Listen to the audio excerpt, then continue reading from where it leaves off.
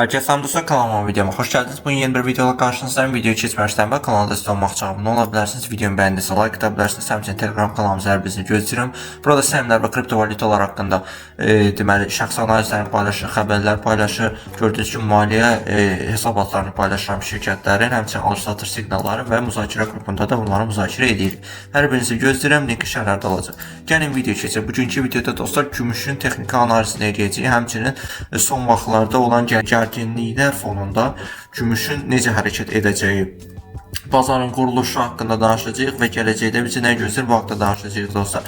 Deməli, gümüşün qrafikinə gəlsə, gümüş hal-hazırda 90 dollar 84 sent civarlarındadır bir unsiyası gümüşün.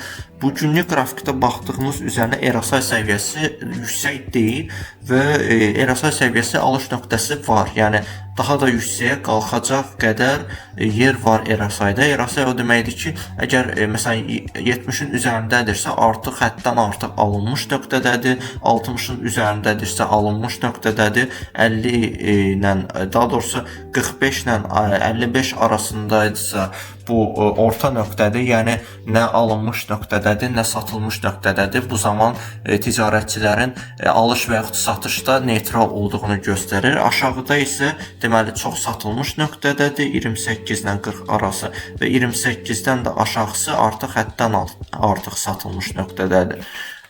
Ona görə də bu səviyyələrlə uyğun biz texniki analiz eləyə bilirik gümüşü. Bəli dostlar, gördüyünüz kimi hal-hazırda 56 səviyyəsindədir, elə bir yüksək səviyyədə deyil və gümüş gördüyümüz kimi 72 dollar səviyyələrindən güclü alış yığıb, hətta son nöqtəsi 64 dollar idi. Yadınızdadırsa mən Telegram kanalında paylaşım etmişdim gümüş haqqında. Yuxarılara getsək görə bilərik ki 64 dollar səviyyəsində son nöqtə ola biləcəyini demişdim və elə də oldu. Gümüş buradan alış gəldi, mən də aldım. Nəyə aldım dostlar? Mən SLVP ETF alıram. Yəni gümüş mədən şirkətlərə İşes, MSCI, Global Silver Miners Fund. Yəni bunu çıxmaq şərti ilə qlobal gümüş minerləri fondu, yəni mədənciləri fondunu alıram. Bu çox sərfəlidir. Niyə? Çünki bu təkcə gümüşün unsiya qiymətinə görə deyil, mədənlərin gəlirliliyi dərəcəsinə görə də sizlərə pul qazandıra bilir. Daha doğrusu fond dəyərlənir, yəni ETF dəyərlənir. Ona görə də bu ETF almaq adi, məsələn, gümüş ETF almaq da, məsələn, SLV, bu adi gümüş ETF-idir. Bunu almaqdan daha sərfəlidir dostlar. Gəlin, bəli, gördüyünüz kimi bayaq baxdıq, məsələn, dünən SLV düşüb, amma SLVP nə edib? Qalxıb. Niyə? Çünki mədən şirkətləri dostlar, şirkətlər daha qazanclı olur. Nəinki ümumi bir fond kimi gümüşləri alıb saxlaya hər hansısa bir fond. Yəni, mədən şirkətləri istehsal edir, mədən çıxarır. Amma SLV ETF fondunda əsasən gümüş alınır, saxlanılır. Yəni əsas fərqləri bunlara görədir və gümüşün bundan sonra nə edəcəyini fikrimi öyrənmək istəsəniz, məncə artma davam edəcək. Niyə artma davam edəcək? İlk öncə İran-ABŞ münaqişəsi davam edir. Bu gərginlik fonunda təbii olaraq artma davam etməsi gözlənilir. Yəni bunun nəticəsində ölkələr öz qızıl gümüş rezervlərini artırırlar və ümumi olaraq təhlükəsiz liman olaraq gümüş və qızıla daha çox sığınırlar. Həmçinin dediyim kimi çip istehsalı şirkətləri əvvəlki videolarda demişəm, günəş panelləri, yeni texnologiyalar gümüşdən istifadəni davam etdirirlər və daha çox davam etdirməyə davam edirlər dostlar. Yəni hər gün daha çox istehsal olunur. Çiplər hər dəfə daha çox istifadə olunur, günəş panelləri və s. kütləvi turbinləri və nəticədə ehtiyac artır. Burada bir qrafik var dostlar əlimdə. Gördüyünüz kimi bu gümüşün ehtiyat rezervlərinin hansı ölkələrdə olduğudur. Birinci yerdə Peru, ikinci yerdə Avstraliya, 3 Rusiya, 4 Çin, 5 Polşa. Biz bu 5-dən gedək, hətta Meksikanı da vurğulaya bilərəm. Bunu birazdan deyəcəm. Gördüyünüz kimi gümüş rezervləri əsasən qərbli ölkələrin əlində deyil. Nə mənada qərbli ölkələr deyirəm? Yəni NATO ölkələri və yaxud Avropa deməli Avropanın sonradan müstəmləkələri olmuş bəzi ölkələr var burada, amma İngilis müstəmləkələri deyil. Gördüyünüz kimi, məsələn, Peru var burada. İspan müstəmləkəsi olmuş bir ölkə var. Məsələn, Avstraliya istisnadır İngilis müstəmləkəsi olmuş ölkə olaraq. Burada Rusiya var. Rusiya hal-hazırda müharibədədir. Bunun fonunda təbii gümüş artımı normaldır. Çin bu yaxınlarda gümüş ixracını qadağan elədi müəyyən saya qədər. Yəni ona görə də təbii olaraq gümüş artımı davam edə bilər. Polşa, Rusiya yaxın bir ölkədir, müharibə qorxusu var yenə də Şərqi Avropa ölkələrində.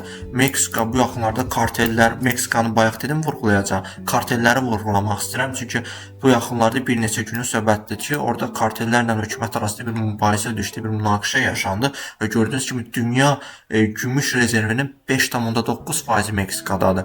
Bu da önəmli rezerv payıdır ki, münaqişə nəticəsində qiymətlər bahalaşa bilər.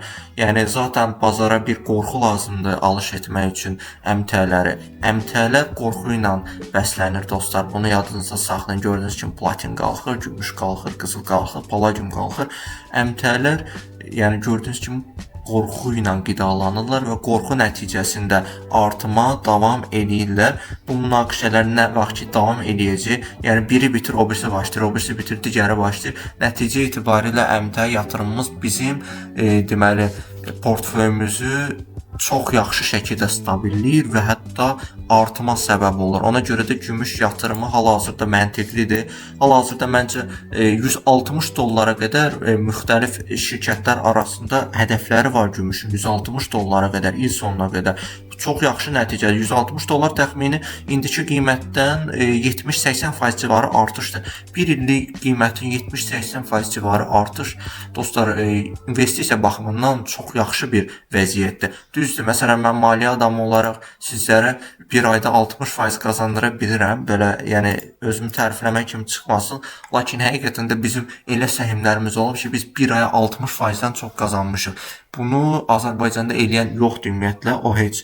Dünyada çox az trader, çox az ticarətçi, investor var ki, bunu eləyə bilirlər, bu qədər risk alıb, bu qədər qazanc qazana bilirlər. Təsəvvür edin, bugün qədər tanıtdığım 30-dan çox şirkət tanıtmışam. Cəmi biri zərər edib. Cəmi biri. Yəni möhtəşəm nəticədir həqiqətən də və sizləri də kanalımı izləməyə dəvət edirəm ki, birlikdə öyrənək, birlikdə qazanaq, birlikdə analiz edib yatırım edək dostlar.